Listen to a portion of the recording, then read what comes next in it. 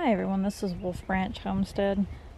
We're looking at an area of the garden, one side of it where we normally would plant all of our corn at. And this is just a little video looking back on just over 6 years of writing online blogs for Mother Earth News.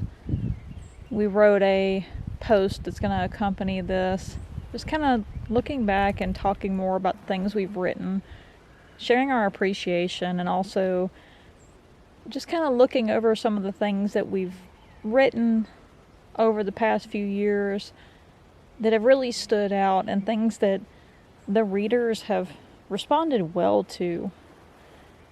We've got some really popular things we've shared on Pinterest, and that Mother Earth News has put on Pinterest and Facebook, things like that, where they've shared it on social media, and things that we've kept up with on how much they've been shared or liked, how well received they were. And just kind of stepping back for a little bit and then reflecting on some of those and some of the other articles that maybe didn't get as much attention, especially in the beginning. I started blogging for Mother Earth News online in 2015, right at the end of 2015 in December. And my first post was about lessons learned at my grandmother's farm. My grandmother Ella, as of this past February, has been passed for 10 years now. So it hadn't been too terribly long when I wrote that article, just reflecting on my time spent with her. She had about 40 plus acres. She had moved from Michigan and brought all of the kids down, and they moved onto what used to be, I guess, an old plantation. I don't know the exact history of it, but the house is really old. It was built in the 1800s. And she had horses, goats, chickens. They had all sorts of animals, and she loved them. She was always rescuing them. People were always bringing her animals in need. She just had a really soft spot for animals. And I learned a lot from being at her farm. So that article to me was very important as the first thing to write, to reflect on that and remember her. The time this article was posted, just shortly after that, my husband and I were about to celebrate our first anniversary together, which was really special. And even before that, we both were very apt to work with our hands, and even when we were engaged, we were working on how we were going to build our first home. And right around that time, we had also gotten our sawmill, our portable sawmill, so we were working on learning to be more efficient cutting wood. We shared a lot of that with you all over the years. So we shared pros and cons of our portable sawmill shortly after we had it, just some basic information from the first few years of having the sawmill. We shared projects on repurposing scrap wood. We took some smaller logs we couldn't mill and some cut-off slabs. We made a little sled to haul our lumber out where we were building our first cabin. So even in the beginning, when we were first writing articles, we were just still working on our first cabin we were building with the wood from the sawmill. And we shared a lot of things about our early animals. So we had our khaki Campbell ducks. We had some other chickens at the time. We had a hen who hatched out baby ducks. The ducks would not go broody, I guess you'd say. And when the hen went broody, we put the duck eggs under her, and she raised them like they were her own. And that was actually in a, I think it was 2017, Grit's Guide to Backyard Chickens. So we shared things about our animals too. We shared more recently about socializing and training livestock, some things we've learned over the years in regards to using clicker training for positive reinforcement to help our animals become more sociable, to help them be a little bit easier to handle sometimes. So clicker training kind of spawned from my early years working with animals, whether it be shelters or vet clinics.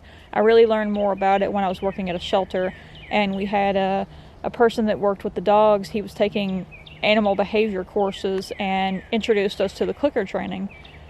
And I never really thought much about it being used for livestock until I found Dr. Sophia Yin.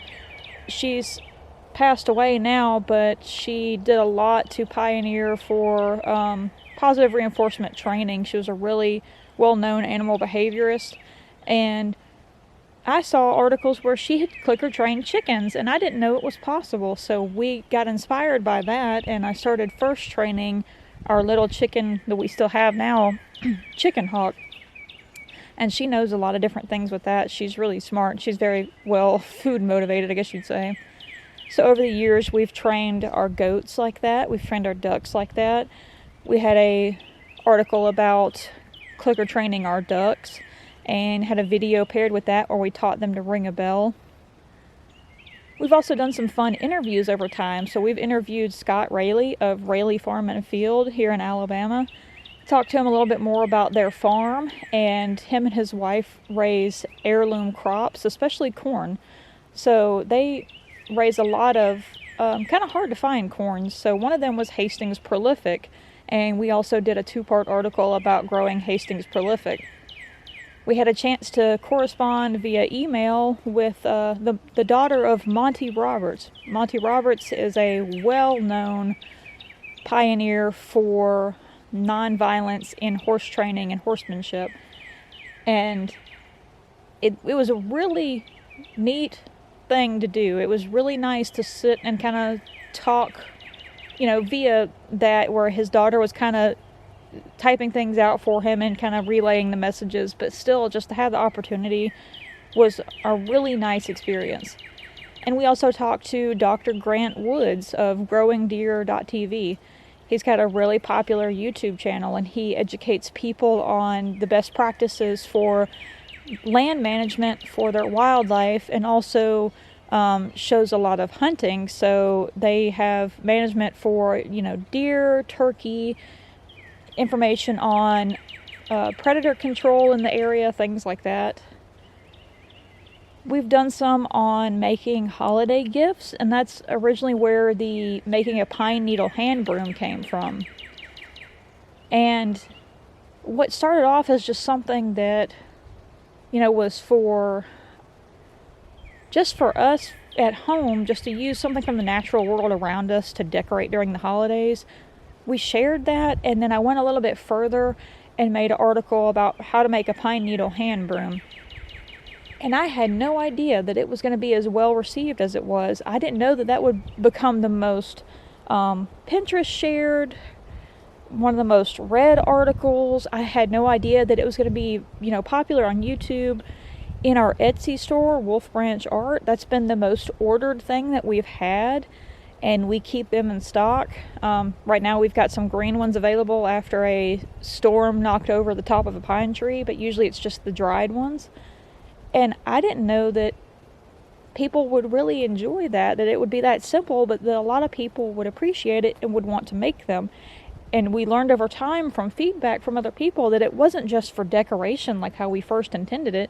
People were using the dried ones to put texture in paintings. People that collected brooms were getting them so they'd have one to add to their collection. And it was just really special that something so simple was really popular like that. And another thing that we had was how to make a bone needle. We also have some articles about skinning and tanning, things like that, where we had prior went and picked up hides and things like that from processors where they were just going to be discarded. And one of the things that's considered a waste product is the legs of the deer. So we would go pick up these waste products and turn them into something useful. And I remembered as a kid being at my grandmother's, and I found a piece of bone one time. And for some reason, just childhood curiosity, I would scrape it on the concrete, and I learned that it would shape it, and as I moved the bone, that it would shape it kind of how I was directing it. And I remembered that when I had this piece of bone from the leg, and I took the shard of bone and started shaping it on sandstone. And I was like, wow, that kind of looks like a needle. I wonder if this will help me, because I was working on a project to make my husband a deer hide arrow quiver. And sure enough, I made that needle, and it did well where some of the, quote, leather sewing needles were kind of having a hard time because this was hair on and it was really thick. It was the back part kind of close to the neck. And I didn't know that that one would be received as well as it has been also, and that we've had a few orders on those from Etsy, and that it actually was the only full feature article that we had for Mother Earth News. I think it was June and July of 2020 is when it was published. And in the same magazine, we also had the country lore section. The hand brooms were in that as well. And we've talked about a lot of things over the years, and it's been really enjoyable to share it with you. We've got, I think, almost 50 articles that we've put on there, and I just wanted to look back and say thank you. You've all helped it really, really grow and keep inspiring us to continue sharing some of the things we've done. And thinking about it has been kind of bittersweet because a lot has changed in the past couple of years. So, we talked very briefly in it about one of our articles for our old Ford tractor, but we had a house fire, so we lost our first cabin. And that was really hard because a lot of that, it contained a lot of things that we had made for each other, and the cabin itself was something that both my husband and I, and then also some of our family kind of helped. Like when we first put the walls of the cabin up, I remember his grandfather being out there with us and some other family members, and his grandfather has since passed away. So, it was kind of bittersweet to think about that.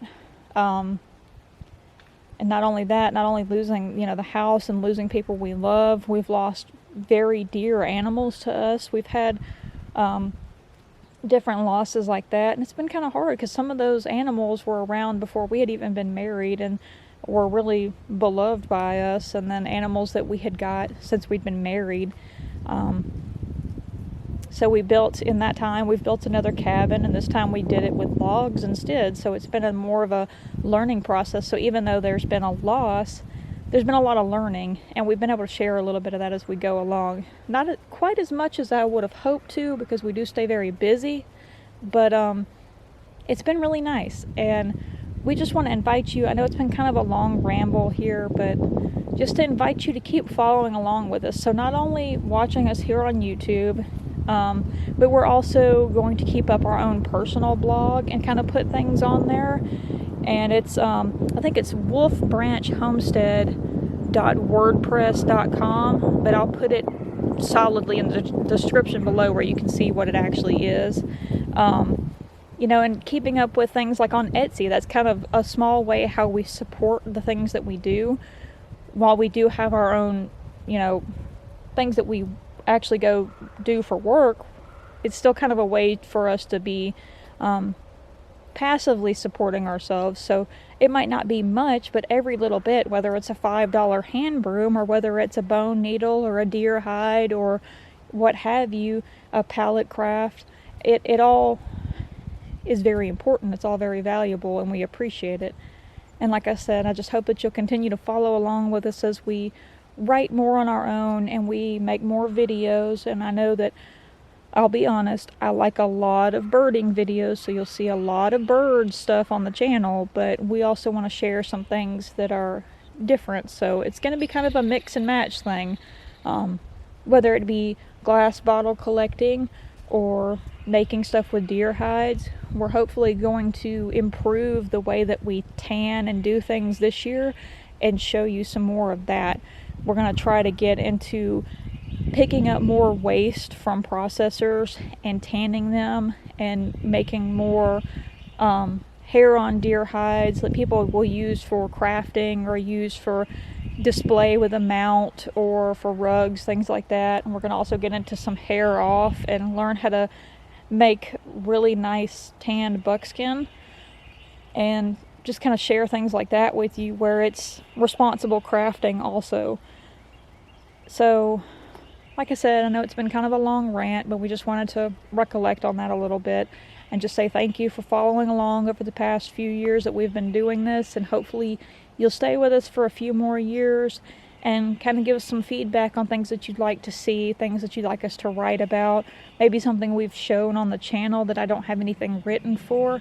And hopefully I'm going to include in the description also a list of all the different things that we've written on Mother Earth News. So you can go back and see maybe some of the ones you didn't know we had or that you might be interested in, and you can kind of see how things have evolved over the past few years, and invite you to read along some of those. And then, like I said, if there's anything that you want to see us do video on or talk about in the future. And, you know, kind of an end note, I know that you don't actually see us on video, but that's just kind of a personal preference. People have asked about it before, and it's just, we kind of like things to speak for themselves.